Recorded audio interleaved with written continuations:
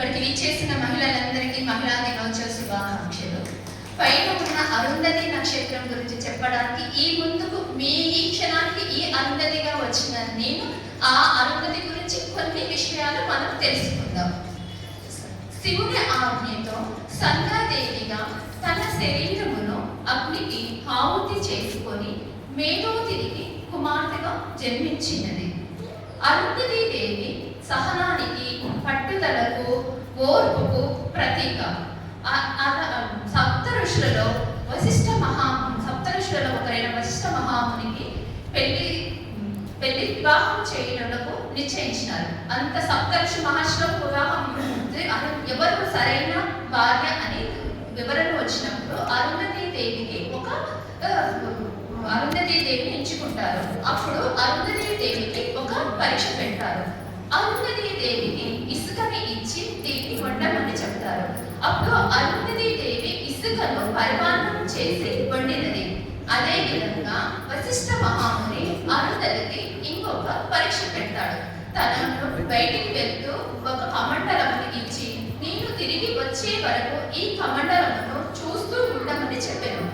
అప్పుడు ఆ అరుంధతి దేవి ఆ కమండలమును చూస్తూ ఉండెను. ఎన్ని ఏళ్ళు తరబడినా చేసినా కూడా ఆమె కళ్ళు తిప్పకుండా ఆ కమండలమునే చూస్తూ ఉండెను. ఎవరు ఏమి చెప్పినా కూడా ఆమె కళ్ళు మెరపలేదు. ఏళ్ళు గడిచిపోయినా ఏమీ జరగలేదు. ఇది ఏమీ జరగదని అందరూ ఈ వశిష్ఠ మహాముషిని వెతికి తీసుకువచ్చి అప్పుడు ఆ వశిష్ఠ మహాముని అరుంధతి అన్నప్పుడు ఆమె తల తిప్పెను. అప్పుడు వారి వివాహం జరిగింది. వశిష్ఠ మహాముని అరుంధతి దేవి కామధేనువు ఆశ్రమంలో యజ్ఞయాగాదులు చేసేవారు. వారికి ఇరుగురికి 9 సంతానం ఉండెను. వారి జ్యేష్ఠుడైన శక్తి మహర్షి గొప్పవాడు. అరుంధతి దేవికి మనవడుగా వ్యాస మహర్షి ఉండెను. అరుంధతి నక్షత్రము అరుంధతి దేవిని ఆకాశంలో నక్షత్రము అలోకర్ అంటారు.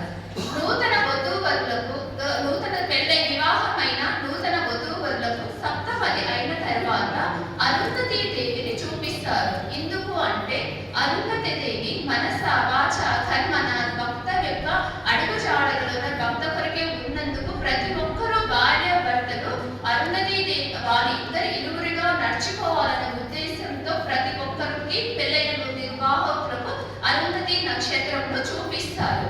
అరుంధతి దేవి వశిష్ఠ మహాముని యొక్క ఆశ్రమము కేరళలోని వేగం గ్రామంలో ఉంటుంది. సప్త ఋషులలో వశిష్ఠ మహాముని అయినందువలన అరుంధతి దేవి కూడా సప్త ఋషులలో ఒకరిగా ఉన్నది. అరుంధతి దేవి చాలా జ్ఞానవంతురాలు, ఋషులచే పూజింపబడిన శక్తివంతురాలు. అరుంధతి దేవి వశిష్ఠ మహామునులు ఇద్దరు చరిత్రలో చెప్పదగిన భార్య భర్తలు. వారి యొక్క అన్యోన్యత అన్నీ కూడా ఈ ప్రపంచంలోని ప్రతి ఒక్కరూ చూసి నేర్చుకోవాల్సిందిగా నిజంగా నడుచుకున్నారు. ఈ అవకాశం ఇచ్చినందుకు పిరమిడ్ సొసైటీ వారికి ధన్యవాదాలు. Thank you so much.